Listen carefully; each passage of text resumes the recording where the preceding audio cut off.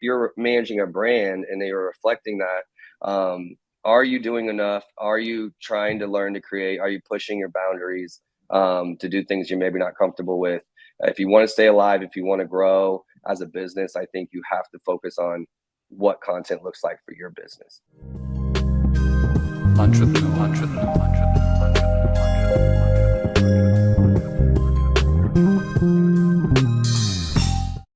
Hey everyone, it's Norm Farrar, aka the Beard Guy here, and welcome to another Lunch with Norm, the e-commerce and Amazon FBA podcast. Okay, should I be in the fetal position or not? Our guest has not shown up, so we're going to be talking about something that just happened. I've talked about for probably a year and a half, 2 years, and that is ADA compliance. We're also going to have a couple of other topics today, but I am going to give you a very scary case study that just happened this week. So let's see, Kelsey, can you hit the music? So let's get into this ADA thing. So the other day, this is yesterday, I'm working with a brand. They have an e-commerce site, and they're getting sued for $50,000. And this has not only happened once this year so far. There's been approximately 8,000 lawsuits launched, from what I understand. I don't know if that's 100% correct, but something like that. Wilfred Lightheart came on and he was talking about ADA compliance, Americans with Disability Act. And you might think that this is nothing, but it's serious. And it's not the first time I've known something for this happening to somebody. But if you have a Shopify store, what's happening is these blood-sucking people are going after and trying to get a quick buck from small entrepreneurs. So they sue you for just a bit more than what you can. Then they sue you for between $10,000 and $50,000. That's what I've seen the trend being. And basically you pay, and they're going after you 100%. It's not a scam. They're going after you. So in this case, the lawyer, the ambulance chaser that got to this company was saying, oh, my poor client couldn't buy a bottle of shampoo from your site. I'm suing you for $50,000. And it's 100% legit. There's a simple fix. We've talked about it twice before on this podcast, and that is putting on an app, either in WordPress or your Shopify store. There are free versions out there, but I would highly recommend putting on a very diverse app. And I think Wilfred has a link, and we're going to be putting it on. I don't even know if we have it yet, but it might put it on tomorrow. But anyways, I would highly recommend people go. It's like $300. You pay $39 a month for it, but it is well worth it. You can go and put the free app on, but it's not going to give you the same amount of coverage. Anyways, $50,000, $300. Not sure about you. I'll take the 300 or I think it's $39 a month. Anyways, I just wanted to talk about that because it did happen. This is another time it's happened to one of the Lunch with Norm listeners. So just thought I should tell you about that. And Kelsey, you haven't been on yet, but do you have the link to Wilfred's app? If not, he's going to be, like, I talked to him today about it, and he said that he'll send something over to us. No, I don't have the app right now. Okay, so he'll give us his link, and then we can just publish it because it's so bloody important. I had to relook at some of our websites because we put out a few new websites, and the websites, we just overlooked it. So the code is in place now. So anyways, it's important. And what you're going to see when you install it, and this is with typically any of the apps, is you'll see usually a circle with a wheelchair down on your site somewhere. You click on it, and it'll give the person a ton of different options. And it's really crazy. But one of the options is for font. And so some websites are made with a font that if you click the font button, you won't notice a difference. But somebody who has this disability won't be able to read the website. So it's all sorts of different types of usages for this. And then all you're doing is you're just, saving yourself from that grief and aggravation. And in fact, I should not only do something on ADA and get right into it, maybe have Wilfred on, but I should also talk about cybersecurity, and not just putting it onto your cell phone or website, but how do you protect your WordPress site? How do you protect your Shopify site? How do you really protect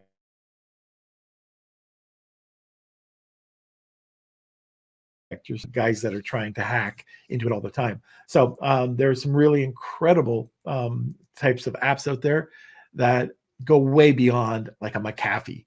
That does squat compared to a lot of these other sites out there. And you'll pay for it, but at the end of the day, again, it's an insurance policy. Yeah, sorry for the negativity at the beginning, but it's such an important aspect of our lives, because we work hard. We're small guys, we're entrepreneurs, and sometimes you've got these, I don't even know what to call them, but these low life, immoral people trying to take advantage of us. And they don't see the pain. They don't see the aggravation. They don't see the struggle, the resilience that we have to have. But they come and they try to take our hard-earned cash. And it's absolutely appalling. But what can you do when you have these thieves and ambulance chasers coming out of the woodwork trying to ruin your life? That's my opinion. And, I'm just going off. But anyways, let me do a proper introduction here. So just kind of going back to the beginning, today we're going to be talking about where Amazon is headed in 2023. We're also going to be talking about the industry as a whole and what they're focusing on. Also, we got to talk about e-com. How does that come into effect? And where can wins be found in the e-commerce markets as well as Amazon, and some mistakes to avoid. Okay, so this is where the music usually comes in, but we've already done it. Lunch with Norm, lunch with Norm, lunch with Norm. There we go. Today, we are going to discuss where Amazon's heading in 2023. Our guest is a thought leader in the Amazon branding space and owner of Markenology, a full-service Amazon marketplace agency. He has over 10 years of experience and has worked with over 300 global brands since 2012. He has managed sales over 500 million, achieving verified partner status at Amazon Ads this year, and global recognition for his experience and outstanding results on the platform. Hi, Kelsey. Thank you so much for having me on the show. It's always weird hearing the intro for me. I'm just always like, I don't know, who is that guy they're talking about?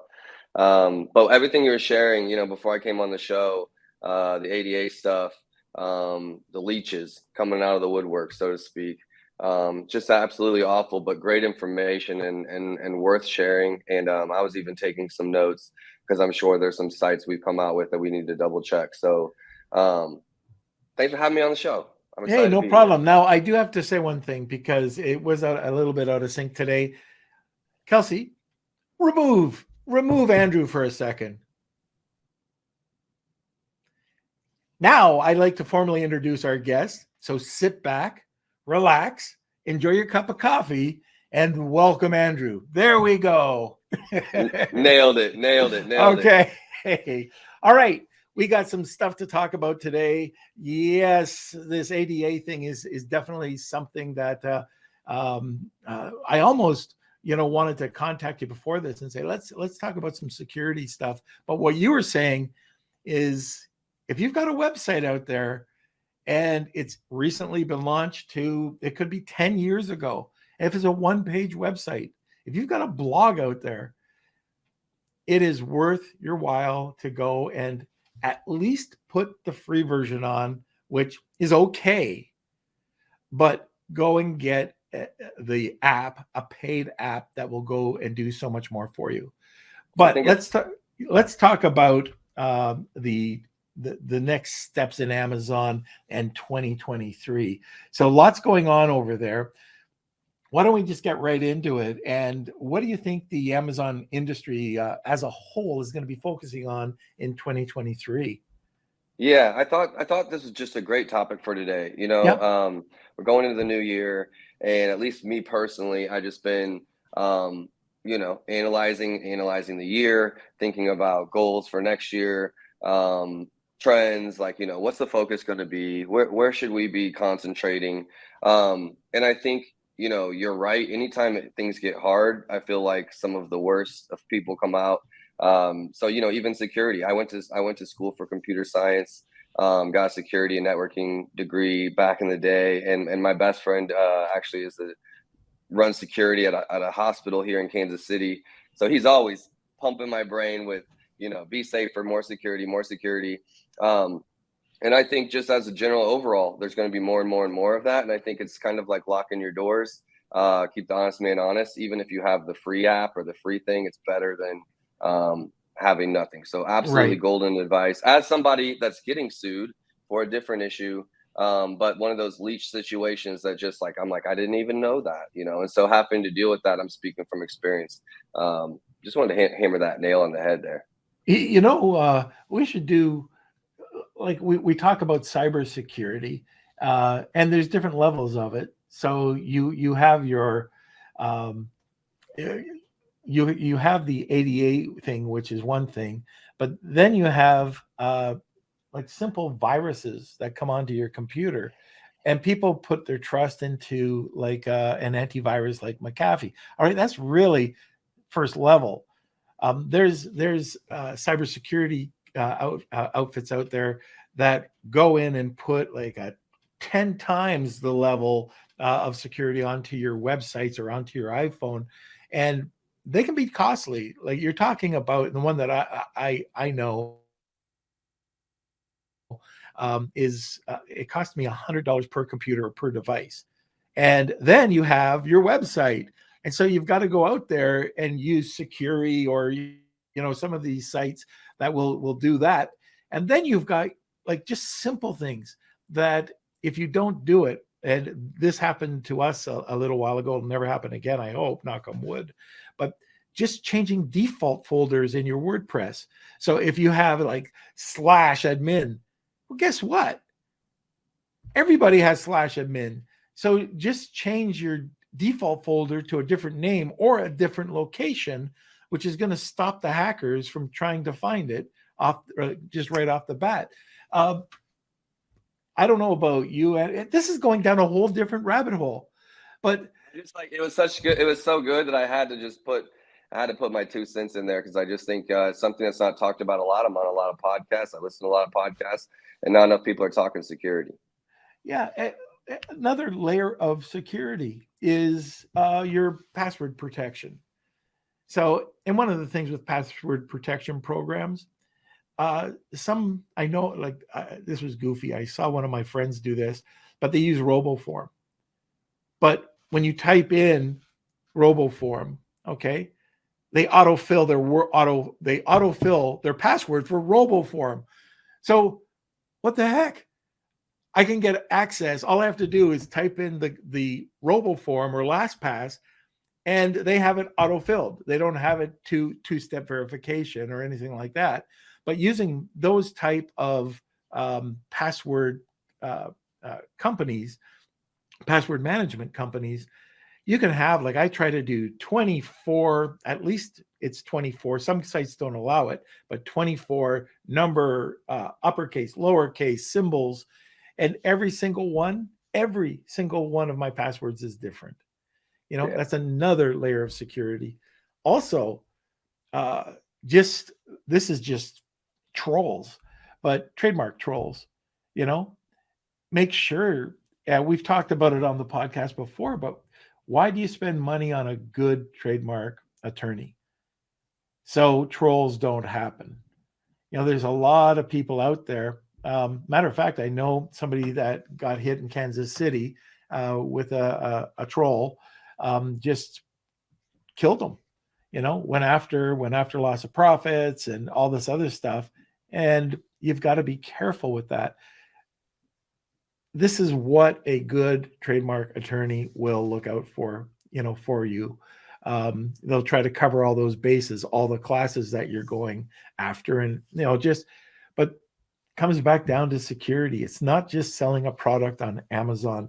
It's protecting yourself. And you can go a step further with this, and that's insurance. Do you have the proper insurance? Does your 3PL have the proper insurance? Like, all of these things come together to make sure that you might have some upfront cost, but let's say you've got a business that's doing okay. That might be 20 or 30 or 50 grand a month. You've got to start looking out for your business, because it's not a side hustle anymore. It's a business. You got any thoughts on that? Yeah, I think as soon as, like, I wouldn't say that, you have to have all this stuff in place to even begin, because Right. that will stop so many people from even beginning. But, I'm even in that phase now where I'm paying a ton of legal to just go back through all of my documents, to go back through all of my contracts as an agency, because I've gotten to that point where I can afford some help, and I'm trying to get, all of these things buttoned down and ironed up. So, as you're growing, keep it in the back of your mind, be reading, be learning, be educating yourself. What's the next thing you're going to do? There's never been a time in my life where I've had more insurance. And that might sound crazy, because I don't believe in insurance really in a lot of those ways. I don't love the system. But I have more to protect now than ever. And so, it's a process where I'm going through the different areas of my business, from the 3PL and the fulfillment center all the way to, we've got 40 employees now. And just everything you're trying to cover looks different. It looks different than when there's 3 of you in the office, just trying to make a paycheck. So I guess just planning for that. You don't know what you don't know. And so whether it's listening to podcasts, or it's just getting people around you that know a little bit more about how some of these things go. For me, as someone that started really at just like the absolute bottom in regards to business acumen, I knew how to hustle and I knew how to work hard and things like that. But business acumen for me has been something that I've had to acquire and really learn and study along the way. And so there's just so much you don't know. Loopholes, I guess, like weak points, That's right. I guess, where people can get you. And you can't spend all your time obsessing about that, but it is something that go into, focus on it, try to get it, ironed up, iron tight, and then back out. So you can't stay in that negative space. And I feel like insurance and legal and that is kind of negative, but it's absolutely important to protect yourself and the ones you care about. Yeah. And coming back to just setting up your side hustle as a business, making sure. So I don't even want to talk about it, but I got that email from the government saying, hey, your tax return from 3 years ago, provide all the invoices, provide all the receipts, and luckily I'm anal when it comes to this. Like, I am that person that collects every little piece of receipts. I send them over to my bookkeeper. They store them, but it's a lot of work. Now, I'm not talking about so much security here.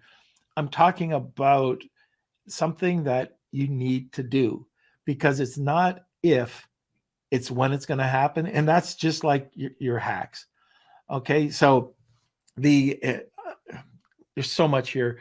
Understanding phishing emails, understanding these other types of emails, but also making sure that you have things in place. So if you do get that email saying you have to provide us with all of your travel expenses, all of your, and we all know the IRS, it's expanding. 80 some odd thousand extra people are going to be working, and they're going to be looking into this sort of stuff. So you got to be prepared. And Norm, I got some good news. Yeah. Good news. I just got audited by the IRS. I moved from Missouri to Kansas. So Kansas City is a city that's, got a state line, and you've got Missouri and Kansas, like you could step on one side and step on the other side. So different laws, adds a little complexity. They owed me $17. 17 whopping dollars. They owed me. So I went through this stressful process for like months getting all this stuff together and, working with my CPA and everything. And at the end of the day, they paid me $17. So Wow. I felt like I won. I felt like I came out a winner. I got a little tip here that my buddy who has a business card. So he puts everything, and there's a lot of Amazon sellers that do this. We take, PPC, we charge it onto our cards, we pay it off, we get points, and the points gather. Then what do a lot of people do? I just saw Tony's thing here. They go on a personal vacation. They take their kids out. They buy microwaves and coffee and whatever it is. Well, this guy did it. And his name's Russ. He's a good friend of mine. And he got fined $40,000 because it is a form of income, non-reported income. So when you do this, like when you have a business card, use it for business. Even if you, like, I know a lot of people are using personal cards to rack business points up. It's not right. Get one in your business name and use your personal card for your personal expenses, and make sure those business points, and you can do what you want, but you can buy, there are things that you can buy. You can go to Staples, you can go to Best Buy, and you can buy office equipment, but it should be going towards that. You can pay your event, like you can go and pay airfare to go to an event or a mastermind or whatever, but technically it should be business related. I'm not an accountant and I'm not giving advice. I'm just saying that this is an experience that one of my friends had. That was I see a couple questions in here about TikTok I'd love to cover. But as far as that tax stuff, like, Martinology has been a slow climb to get where we are. I think we turned 9 this year, Norm. And we were early, we were early in regards to the industry even caring about Amazon and just like, convincing people about Amazon back then and things like that. But one of the first things I did, we talked about like getting insurance or getting security when you can, or you get to that $50,000 mark. When do you start like getting those insurances in place that you need and things like that? My very first thing I did, even before I had someone to help me as a VA or an assistant or anything, was get my CPA in place and get a bookkeeper to help me, be organized with my business. And that was my very first hire, the first thing I ever paid anyone to do. And I've never regretted it. So that was never my strong suit. So I said, hey, I'm going to go get some help here immediately. And obviously I've learned a lot over the 8 years, but when I knew nothing, I said, hey, the best way to not get in trouble is to make sure my tax and my banking and as much as I can is organized and clean. And that's some advice I'd pass on to anyone trying to get started and trying to figure out where to spend. Now, we used to have a bookkeeper. She came to the house every day. Kelsey, you'll remember Allison.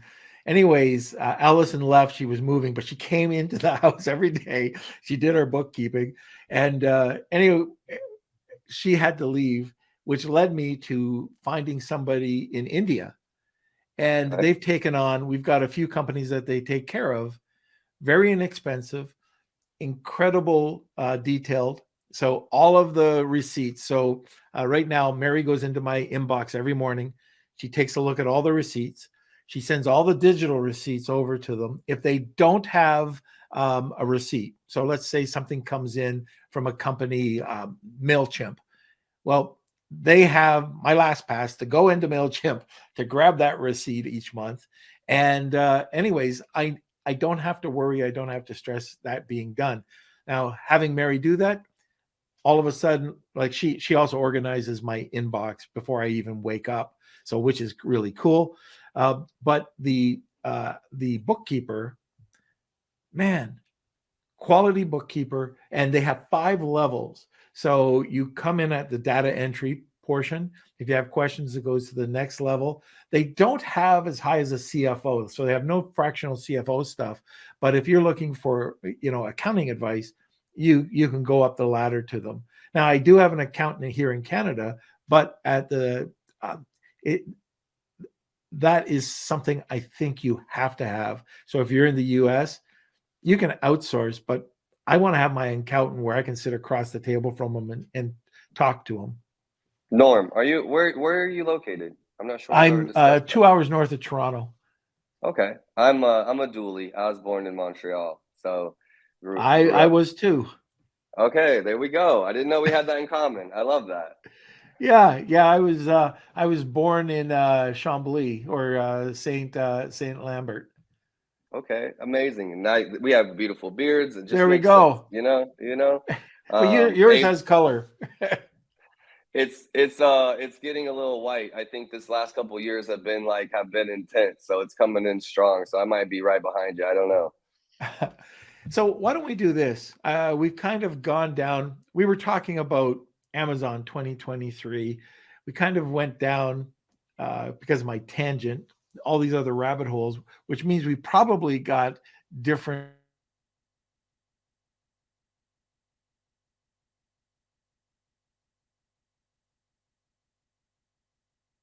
And then we'll get into some. Kelsey. Yeah, sorry, Norm, we're cutting out a little bit.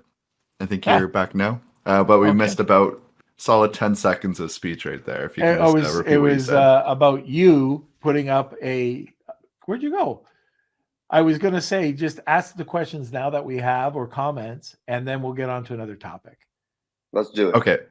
All right. So go through the questions that we have. Yep. All right. So let's start with the suing that you were talking about that was happening at the beginning of the episode. So with Marina, she was saying, are they suing only Canadian companies with that ADA compliance? No. This is American companies. So it's the American Disabilities Act. Okay. And then next question is from Rad. It's actually about TikTok. Will the TikTok shop challenge Amazon in 2023? Or is Amazon going to start bringing on TikTok style videos? What are your opinions? Norm, I'll go first if you don't mind. Sure, go ahead. I'm passionate about TikTok. As an agency owner, working with brands, always trying to find ways to make them win. And as a brand owner myself, I've got equity in 15 brands, minority equity in most of them. A couple of them I own outright. But essentially, what happens if Amazon gets to a stalemate with a certain brand or a certain product? You get blacklisted from PPC because you're dealing with a huge competitor, or these off Amazon strategies just really matter in regards to getting a product going, getting momentum on it, and being able to really understand a full e-commerce cycle, whether it's TikTok or Facebook or email marketing or SMS or any of those other channels. They're all relevant when it comes to e-commerce. Okay. And so when I think e-commerce, even though we're talking Amazon, I'm always thinking holistic e-commerce. I'm thinking Amazon, I'm thinking web, I'm thinking social. I'm even thinking retail. How does everything work together? And so for me, TikTok has been a huge, huge focus. I think TikTok has reshaped the way that social media algorithms are working today. And I think that Instagram Reels and YouTube Shorts and these have adjusted to TikTok's kind of way of getting seen. So instead of it's just pay to play, TikTok has gone in on the organic reach where it's still kind of like LinkedIn. It's still allowing people to see posts. It's still allowing people to see content without just paying for it. And it's more like, what do people like? Let's show the people what they like. So I say that to say that there's each one of these channels that comes out, I think as digital and technology evolves, might come out with a new thing that kind of pushes the others. And it's kind of just this give and flow, and the best one wins at that time. And then the others will catch up. Instagram just came out with some kind of like tweet thing yesterday that everyone's just commenting about, like, what is this? What is this? So I think that that's always happening. And I think that Amazon, the question said like, well, is Amazon going to bring TikTok style videos? I think Amazon is behind when it comes to like social content. They're trying. They got the follow button on the storefront. They've got Amazon Live videos. They've got the ability to have videos on the storefront and on the listings and in search results now, and they're doing those things, but it doesn't have virality, in my opinion. It doesn't have the ability to be viral. An Amazon post is not going to go crazy like an Instagram post could or something like that. So I don't think Amazon's going to copy exactly like that. I do believe that TikTok and not TikTok shopping, just like Instagram shopping never like slowed Amazon down. I think that they have their place. And I think that anything exciting you should focus on as a brand and try to understand it and see if that's an opportunity for you. And I think that TikTok specifically is a great product, a great tool for people selling products that like are inventions, like those kinds of things, something new that someone doesn't know about. TikTok can be a great way to get exposure on those because there's not a lot of direct search to those. But I think it's more exciting to think about, TikTok's evolution and evolving. I saw 3 states outlawed it yesterday, or banned it yesterday. 3 new states. So just continuing to stay on that. I'm spending a ton of time on TikTok, from micro influencers, macro influencers, to the brand posting content themselves. All 3 of those things. Our friend Paul Barron, works with influencers in that way, the micro influencers. I think it has a major impact. And what I'm seeing so far, just running TikTok funnels, essentially content on TikTok to a landing page, that landing page either converting on the website or sending them over to Amazon and converting there. I'm seeing amazing things. It's definitely got my attention. It's not about winning. It's about how do we use these things, I think, is really where I get excited.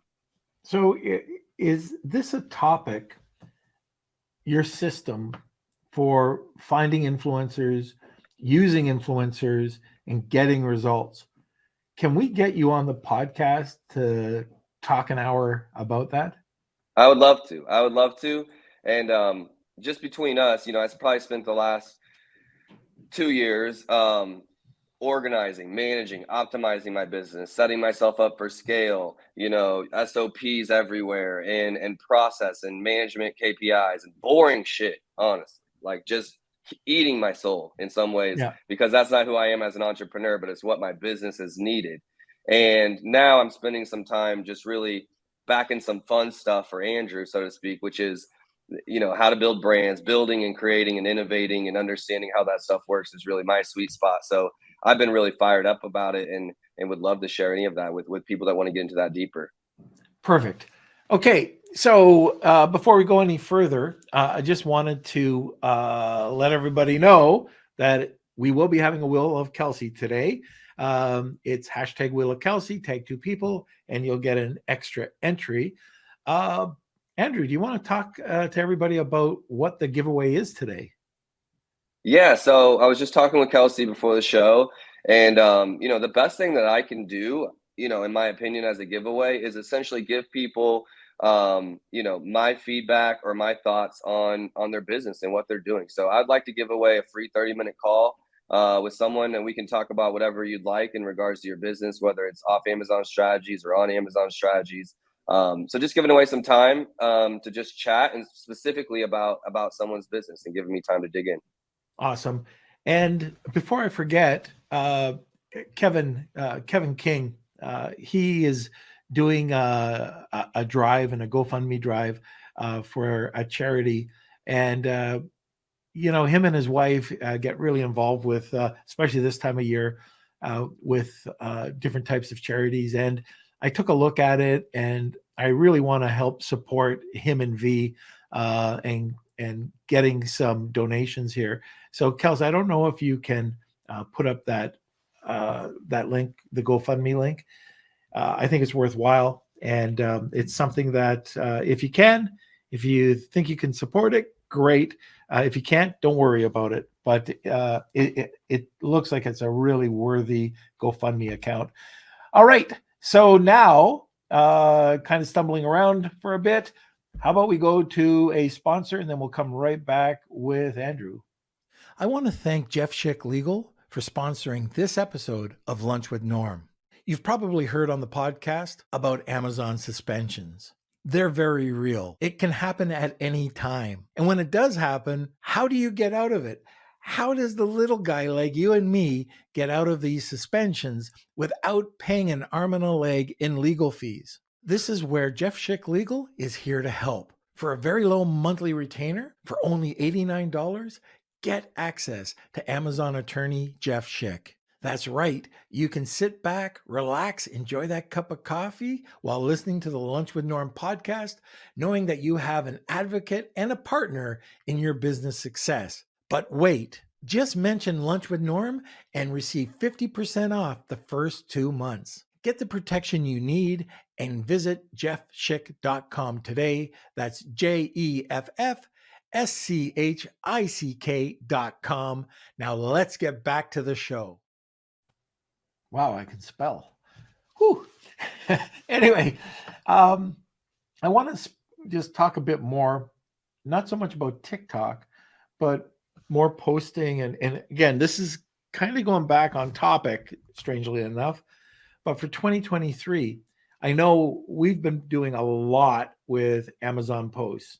We've been trying to do a lot with Amazon Live. And I don't think a lot of people are still using it to its effectively. Full And I potential, don't, full yeah, potential. the full potential. And I don't think people are using influencers on Amazon as well. Just to give you an idea, we had one of our friends, Gracie Rybeck. She did us a favor, and we posted something for 10 minutes, and she got 60 orders. Hey,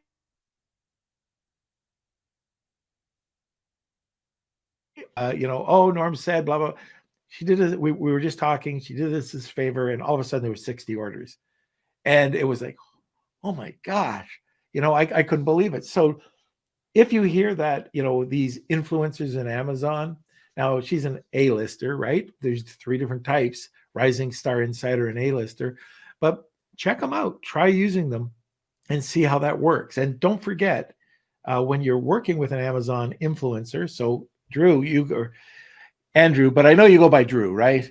Yeah, both are fine. Okay. So anyways, when you're going and you're looking for these influencers, I guess you really want to see, first of all, what's your budget? You want to make sure that you've got somebody that is sort of your brand's personality. And probably more important, you want to make sure and give clear instructions to the influencer how you can use that product. Is it just on their site, or can you use the video and put it on your social media or snippets of it? Or can you share it as you go on, for like if you go into Live Creator and you use StreamYard and you can use that video? Do you have any tips for people 2023 starting to try to build their brand community? Yeah, I do.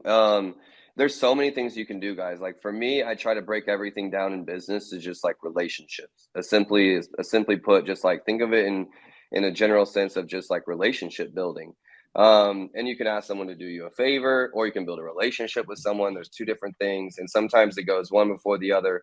Some of the tips are, I started on Instagram when I was really brand building at the beginning, 8, 9, 10 years ago, building my influence, and I moved away from Instagram. I'm still there, but it's just, that's not where I'm going to get business. It's not where I should have been focusing. Spent a lot more time on LinkedIn, as a thought leader, as an agency owner. So kind of one is like, where do you want to build that audience, and what comes natural to you? And I think that's a good starting point, is just thinking about, okay, if I'm going to create content every single day, maybe I'm best with voice and I should do a podcast, or maybe I'm great with the written word, and so LinkedIn or a blog or somewhere like that is a great place to build an audience. So one, kind of feeling what your strong suit is. You should be doing all of them, but if you're going to start with one that comes natural to you, comes a little bit easier. And then it's just being consistent with whatever you're doing. If you're building an little influencer army, as I call them, or a bunch of ambassadors, because I like the micro influencers. I like the influencers that got really good engagement and several thousand followers. You don't need these massive players to really make some headway. And so it's consistently talking to them. Just like if you meet a girl on a date, if you never text her back the next week, you're not probably getting that second date. You got to stay in communication, make her feel like you care and you're there. So same thing with your brand. As a brand, you're creating relationships with these people that are going to help you build it. And so think of that. Think of it in that way. They are helping you. You're not really helping them. And so what can you do for them? Can you give them assets? So talking to them about what they need. Hey, how did the last post go? Giving them feedback, things like that. Think of it very relationally. When it comes down to like, where do I find them? How do I get them? How do I talk to them? What do I say? What's my pickup line? If you're selling on Amazon, it can be a little bit easier because you're specifically saying, okay, I'm going to go find influencers that are Amazon. They have Amazon links, or they're an Amazon associate. And it's kind of a little easier to talk their lingo. And, there's the brand referral fees, or brand referral The what's the word I'm program. looking for? Yeah, the brand referral program, which is like, essentially if they create an Instagram post and it says swipe up to buy on Amazon, and they've got a tag there, you as a brand, if you're working with them correctly, can get 10% back from Amazon. They're going to give you 10% back on your fees. So You can let's turn that stop around and there. give that to them. Let's stop there for Yeah. a second. So we just had a question earlier about working with brand referral. And I was explaining that it's really a two-step process. And I don't know if you want to get into it, but it's the Go ahead. attribution, the referral, and then being able to take the tag and putting it onto the social post or blog or whatever is going to be driving traffic. You want to talk about that for a second? Because I think that's for Amazon sellers, a 10% credit. The average is a 10% credit. It could be much higher or much lower, but a 10% credit back on gross sales is pretty significant. Yes, it's huge. And it's a great way to get those relationships going with the influencers. So to bring it full circle, if you're getting 10% back on Amazon, and this influencer is, let's say, getting a 3% commission from Amazon, there's some room to play there with those percentage numbers. That could be what you're paying the influencers. That's how you can incentivize them. That's how you can, justify inside your business. Okay, I paid this person $100 to do it. I made XYZ with their posts just on the referral fees I got back. This is a wash. This is a good program. What you're trying to get, in my opinion, with off Amazon influencers is what we all love on Amazon: momentum, right? That's what giveaways used to be, and search, find, buy, and all these things a long time ago before we knew better. Was you're trying to get momentum on products by doing giveaways, or by running a bunch of PPC, or by product inserts that are telling people about your new products. So all we're trying to do with these influencers is essentially supplement what we've already got going on Amazon. So you create your good listing, and you're trying to get these influencers to go. So like Norm said, it's a two-part process. You have the process of, as a brand owner, having brand registry and getting the brand referral links set up to be able to give to the influencers. Then you have to give that link that you've made for them, and you can customize it to their name or whatever you're wanting to do. For each post that they're going to do, you're giving them a link that whenever they use that on their post, on their tag, in the bio, whatever they're doing, and that sale comes over to Amazon, they're going to get credit for it, and you're going to get credit for it. So it's a little technical. I know of like one software. I know there's more, but PixelMe, it makes it pretty easy if you're a beginner to essentially create links, attribution links, and get those referral links set up. If you're a novice, you don't really understand that world, that can be a good place to start. But you can do it for free and not have to pay for a software either. So it really just comes down to your knowledge. And start small. Start with a couple. You don't have to build this massive army like I just mentioned, or get a massive influencer, but get a couple links like that to work with an influencer just posting. I see a question down here about downsides to influencers for a new product, and I don't know of any downsides to using influencers other than choosing a bad representation of your product. Or someone time. that doesn't reflect you. Yeah, or time. Or time. Time. If it's time can be, well, time's a time suck until you get your systems in place.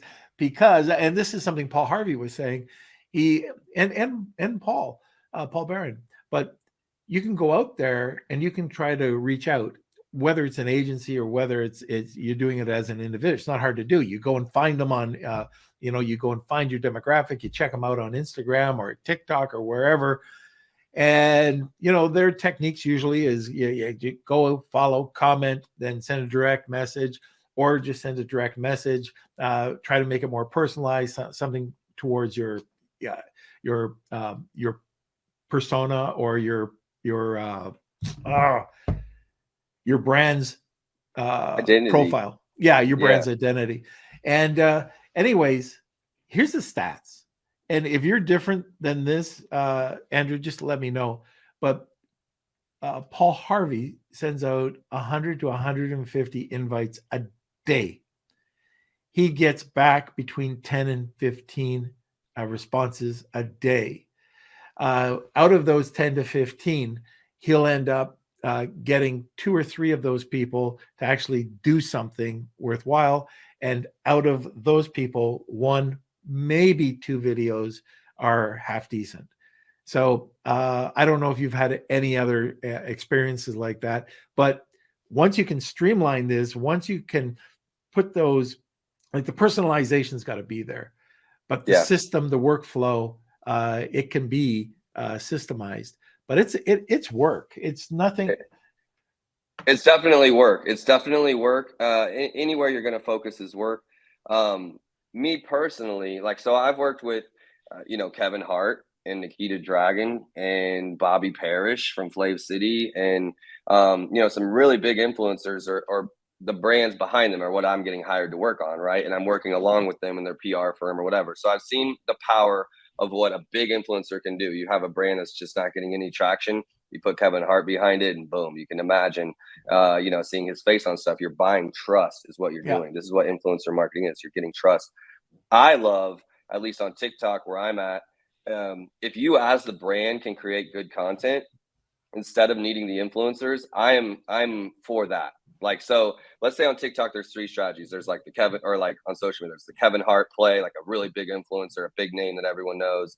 There's the micro influencers, which is a bunch of people like me and you, Norm, that like, you get an army of us and we post about, an event or something like that.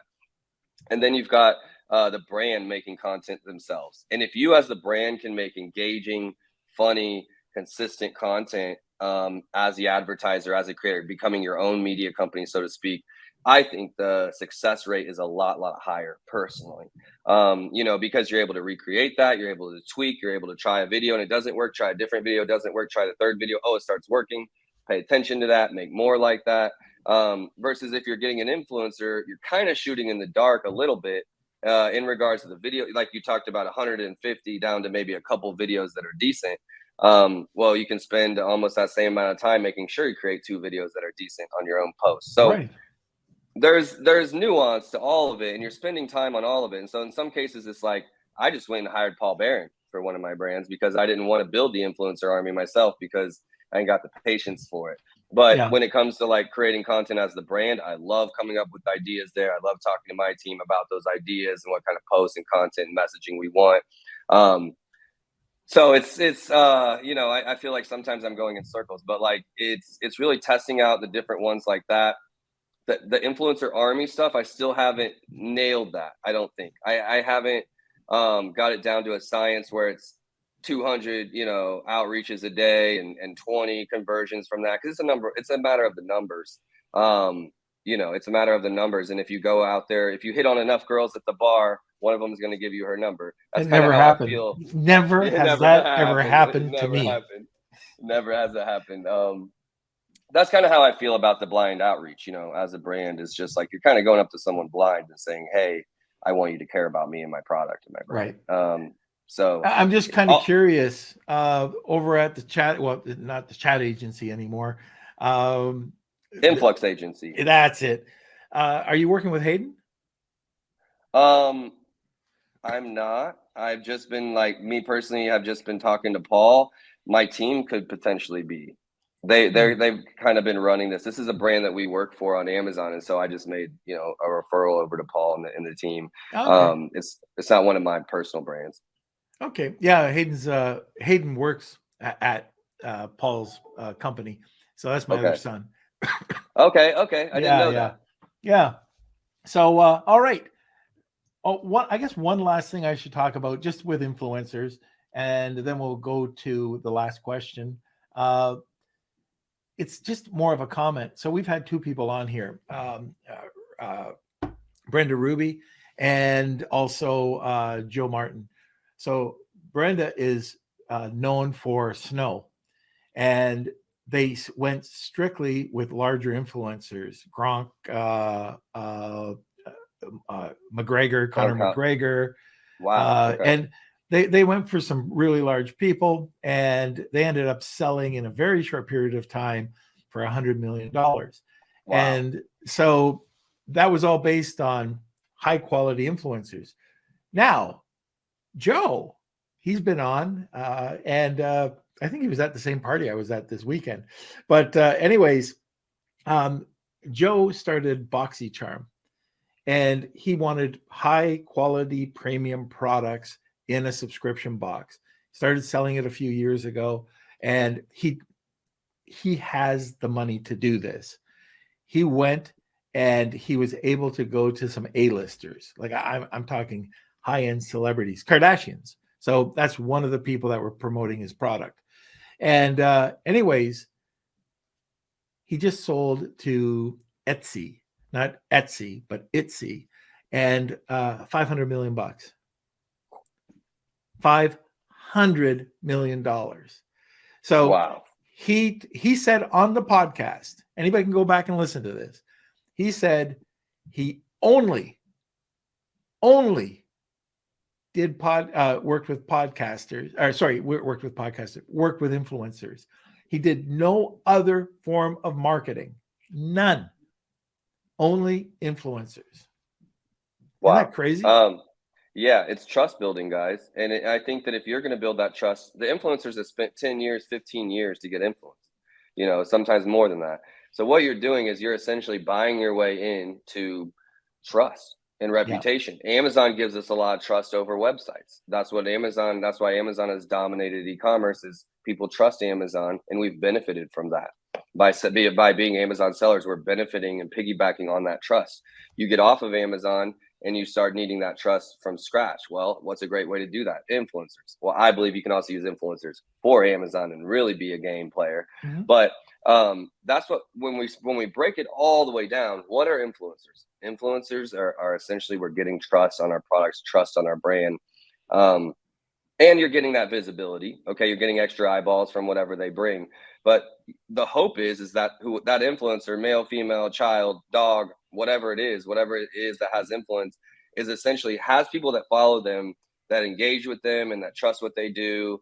And they're an example. They're a model, so to speak. And so if they love your toothpaste, these people are going to love your toothpaste. Right. And so, you can do that yourself, and you can build trust and reputation. It's just going to take you years, in my opinion, to get real trust and real reputation. You can go viral. That's not trust. That's just eyeballs. And so what influencers, like affiliates, like it's just a digital version of word of mouth. And word of mouth marketing has always been the best marketing that there's ever been. It's the cheapest, and it's the best because it's a friend, it's a loved one, it's an aunt, it's an uncle, it's a mom telling you, Drew, I think you need this new backpack. It's amazing. And, well, my dad told me to go get it, and I love my dad and I trust my dad. I'm going to go check it out. So just think of it in those simple terms. That's really what it is. If you have connections, great. If you don't have connections like the Kardashians and you're having to buy it and pay for it, just how do you want to get there? One thing I like about making the content yourself is that you own it. It's never going to go anywhere. It's always going to be a part of your brand, those kinds of things. When you're using, influencers, they post and it's gone. They post and that content, is not living on your site. You're not in direct control of it. So just think about long game, think about short game, and try different things. Spread it out over time.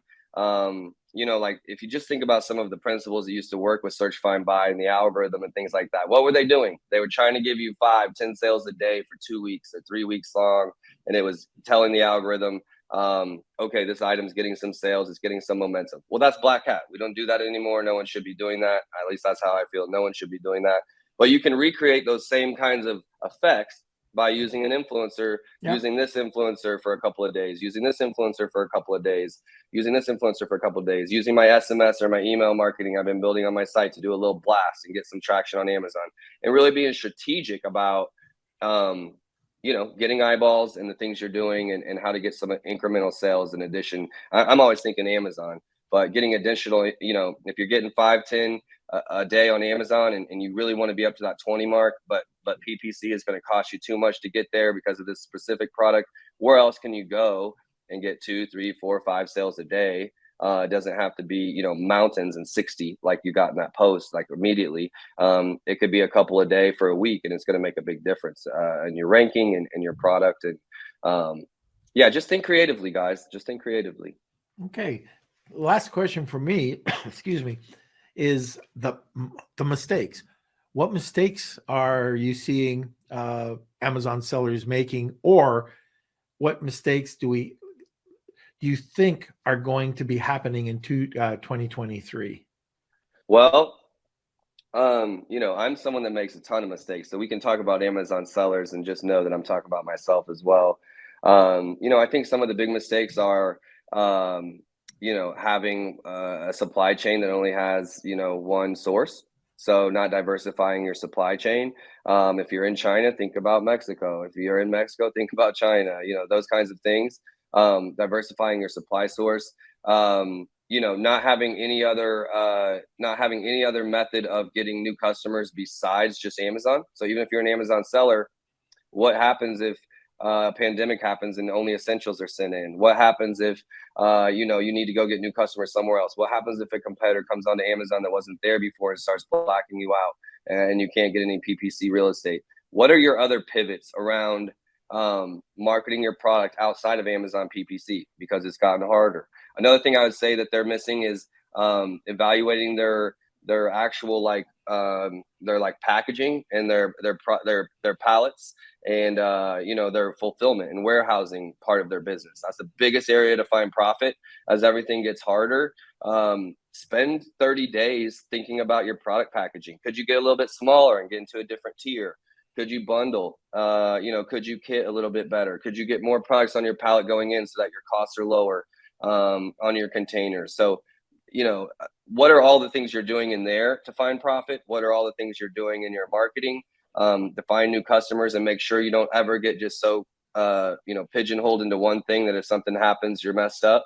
And not paying enough attention to content. Amazon sellers are like, look, I've got this algorithmic marketplace that I just list product and put them up and they sell. And so they've spent enough time on operations, and people have gotten really good operationally, and people know how to analyze a spreadsheet, and people know how to find people to do that. They don't spend enough time creating. And at the end of the day, content, I know it's been preached by everyone, but whether it's Amazon posts or live or storefronts or your story, this is how we're interacting with people in 2022 and 2023. We're interacting with the content that we make. And so, putting enough effort there, whether it's your images or your PDP or your A+, I've just seen it really, really, really, really pay off, to the point of putting my agency out there in front saying, we're doing content to kind of share the message. But I think that's what most Amazon sellers can do just a little bit better, is really just think about, they're like, I'm not a content creator, so I'm not going to do it. And all of us are human beings, and I believe that all human beings are made to create at some level. We're all creators at some level, whether it's with your iPhone or it's dinner and you're a chef and you cook for the family or whatever. We all create. And so if you're managing a brand and they are reflecting that, are you doing enough? Are you trying to learn to create? Are you pushing your boundaries to do things you're maybe not comfortable with? If you want to stay alive, if you want to grow as a business, I think you have to focus on what content looks like for your business. So I know that was 4 or 5 things out there, but I think those are some of the main ones.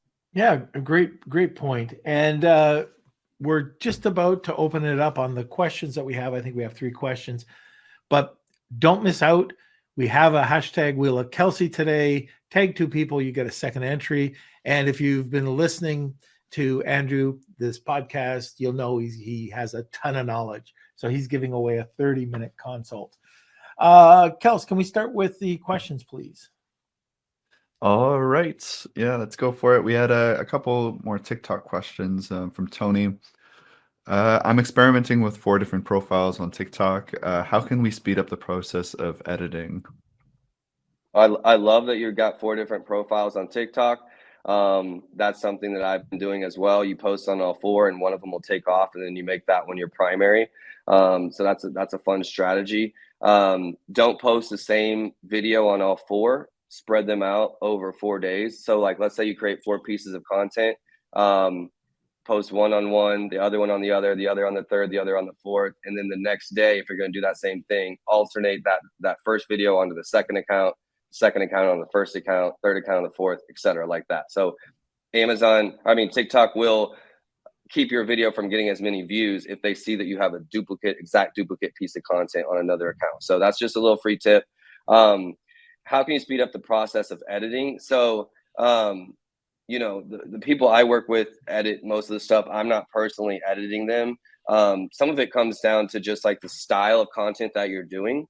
Are you trying to create like something that changes like a visual every second? You know, it's all over the place. It's a lot more editing than if you're just doing a freestyle video like this and cutting it up 2 or 3 times. Um, you know, there's so many advantages to like editing it on the app, on the TikTok app, and making it native there. Like for example, if you're editing or adding captions on the TikTok native app, it actually counts as SEO on TikTok. Versus if you add a third-party app to do your captions and your editing, that doesn't rank for SEO. Does it look great? Sure. Maybe that helps convert more? Sure. But it doesn't count as SEO. So it's kind of understanding that editing process and then creating for, you know, how you can edit faster. And then if you're doing it yourself, you know, I think the best way, this is how I've done everything as an entrepreneur, is I essentially go into it myself, learn it, and then I go find someone better than me to help me out. But I need to be able to explain to them what I'm trying to do and what I've done and how to do it, and then go find someone just so much better at it than me. So I'm sure that's not an exact editing tip, but hopefully that's a little helpful. All right. What else we got, Okay. Kels? All right. Next question from Chad. I can give the influencer my brand referral link, and they can also use their Amazon influencer link. Is that correct? Norm, do you want to take that one? Yeah, there is no brand or attribution link that you can give an influencer when you're going live. So that's taboo. You're not allowed to use both. But you can definitely, if the influencer is driving traffic from an external source, so it could be your Shopify site, it could be some other site, it could be Facebook or any type of social media.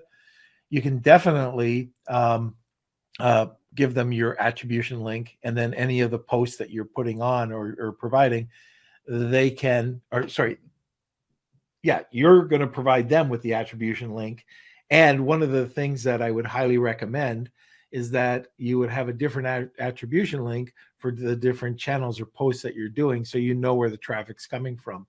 One of the mistakes a lot of people make are they try to keep it really simple and have one link that brings in all external traffic, and where do you just have no clue where this traffic's coming from. So just a couple of tips there. The more segmented you get with the links, the better, is essentially what Norm's getting at. It's more work. And that's why I recommended Pixel Me, because I think if you have 20 influencers, you should have 20 different links, you know, and maybe more than that. So it just gets time consuming. It can get complicated, but you really need to understand what posts are working. The point of even working with influencers or posting content and videos is essentially to post and analyze what worked with that one, what didn't work. When it works, how do we create more of those? And so if you don't understand even what post out of the 20 you have out there is the one that actually brought in the 5 sales that day, you've kind of lost the whole point of doing the exercise. It's really to understand, you know, what's working. And so those links and the accuracy of them and the number of them is really how you get down to the data that we care about. Yeah, and I saw this comment from Chad. So yes, you're going to. So can I just read it out so the audio listeners can sure, hear? Kels. So from Chad, he says, so the influencer will want to use their Amazon link. Is that correct? That's 100% correct. And one of the things that you can do, you can create a social media coupon. So let's say you're going live again, and the social media coupon will allow you to share with the influencer. If you're using a percentage off coupon, it doesn't work. But if they're going live, they can load it into their carousel, and you'll see that they'll have a 10%, 20%, 5% discount with the product, and that product will be on the influencer's page. So they'll use their affiliate link. So when they're talking live, somebody goes and buys it, they will. It'll go to their page. They will have a tracking link that will show that it came from you. So yes, they'll use their own affiliate code. To you don't have hammer to in worry this, about it. Yeah, the brand referral part. So they're never going to see the 10% that you get back from Amazon. But let's say you're negotiating that with them to give them some of that. Let's say 5% of that. So they've got their 3% from Amazon from their link, and you're getting 10%. And you're like, I'm going to give you 5% of my 10%. So they get 8. Well, what you have to do and arrange with them is essentially at the end of the month say, I need to see your totals. Yeah. Like have them screenshot your totals, your 30-day totals, and then you add up, what that is, and then pay out that 5% that came back from Amazon or whatever the case is. So there's a little bit of manual work there. They're not going to see the 10% you're getting. If you use that to kind of get that relationship going, then the way you can pitch it to them is send me a screenshot at the end of the month and I'll pay you the additional 5% or whatever for all of those sales that they got through their link. Right. Yep. All right, Kels, last question. All right, last one is from Claudia. Should we try working with several influencers for a new product launch? And if so, should you have each of them promote your product all on different days to spread out the potential sales? Norm, that one's you too. Oh, okay. I was going to pass it on.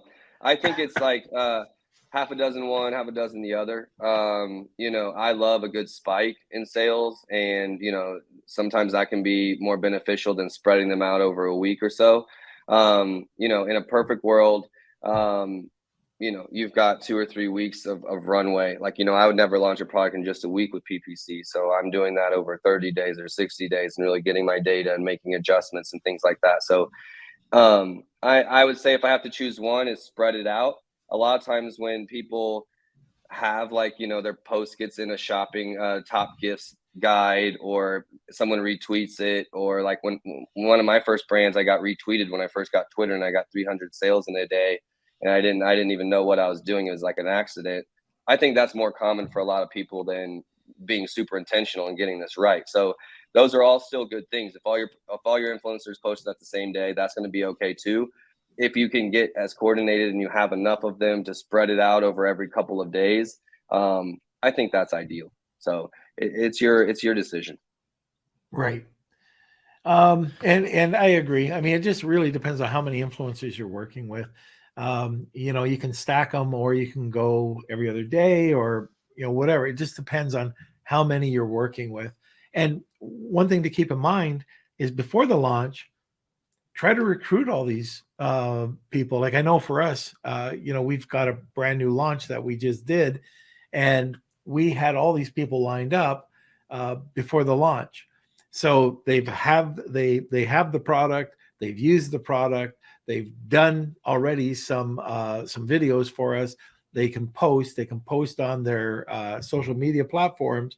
So once we get going with it, it could be something new every day. They could provide us with content. So we get user-generated content. We can splice up a video. We can add the images ourselves to the different social media platforms to repurpose it. So as a brand. Yep. I just saw something about Chad. So, all right, Chad, it's kind of confusing, but if I'm an affiliate marketer, okay, I'll go in and I'll try to find brands to work with. You can approach the affiliate and work with them directly. Influencers, Amazon influencers have an affiliate program and they have their influencer program. So the associates program, okay, what it's called, is you can have a wish list. You can just be on that wish list, and if somebody goes over and buys that product, they get a commission. If they're working on an Amazon Live and you're working directly with them, they get a sale, they get a commission. That's what they get paid for working with the brand. That's what Amazon pays. You don't pay it. Amazon pays it. Then for the brand, okay, this is completely separately. If somebody's working with you, an influencer is working with you, and they're giving you some content and they're driving traffic over, you might want to get into the attribution program, which is also the second step, is their brand referral program. Any external traffic that is driven by that influencer, okay, or by yourself, will receive a 10% credit in your account because Amazon's rewarding you for driving external traffic. So there's two different ways of receiving money. So what Andrew was saying, if I can sum it up or recap, is that you don't know what that influencer has made. You get them to screenshot, what sales that have been made, And then you can provide the influencer with the 10% or 5% or whatever you want to give them. Does that make sense? Yeah. You didn't say that So too confidently. it's two different programs, Chad. Yeah. So one is on the brand side and one is on the influencer side.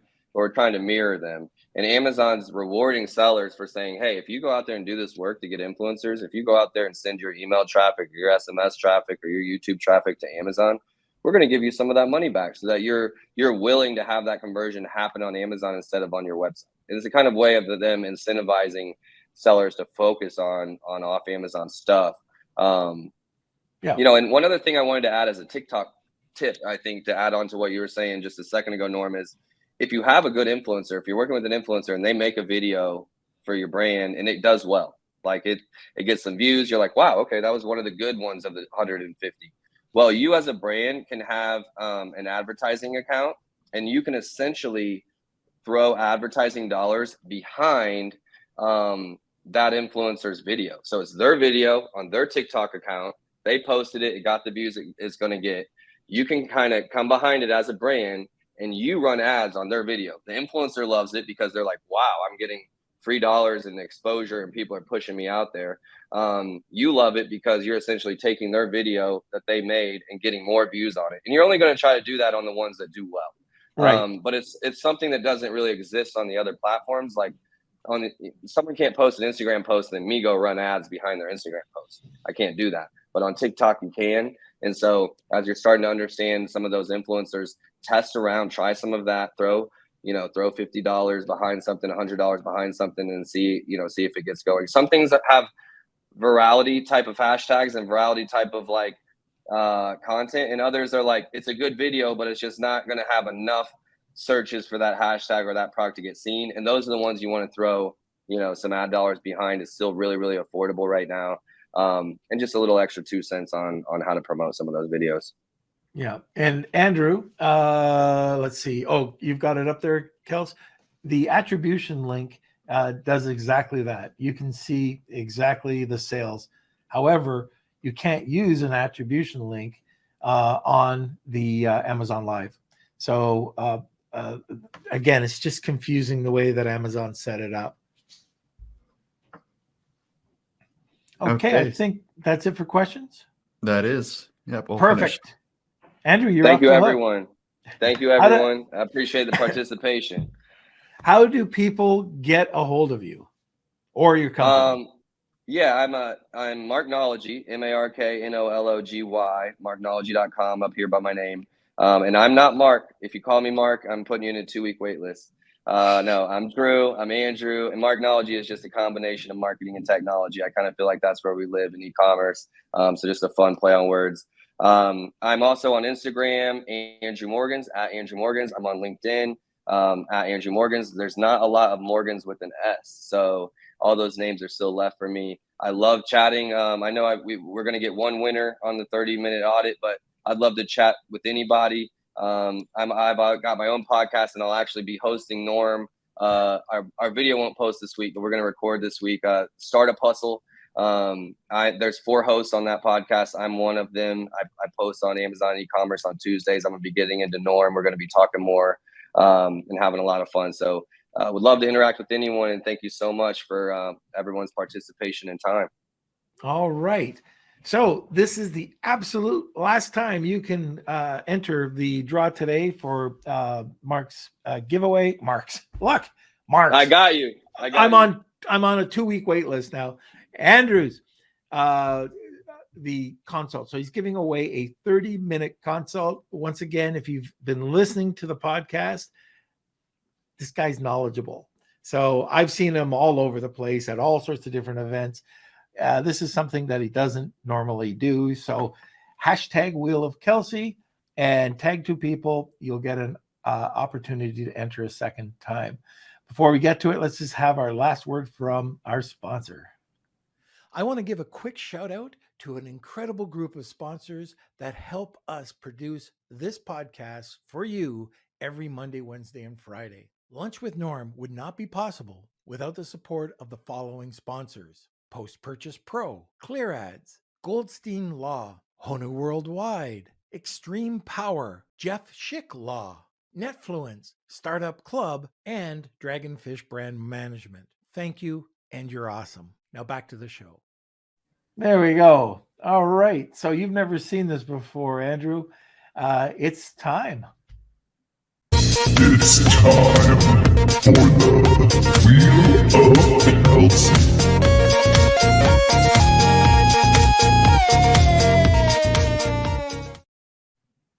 All right. Yes, it's time for the Wheel of Kelsey. Here we go. I'll share my screen.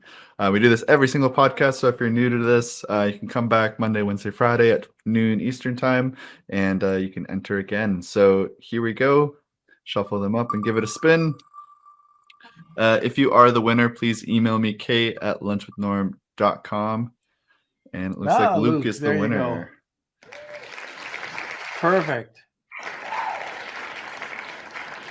All right. Congratulations. Okay, so that's it. I hope you like today's podcast. Andrew, if you want to stick around for a minute, you'll be backstage, and then maybe we can just touch base for a second. But thank you so much for coming on today.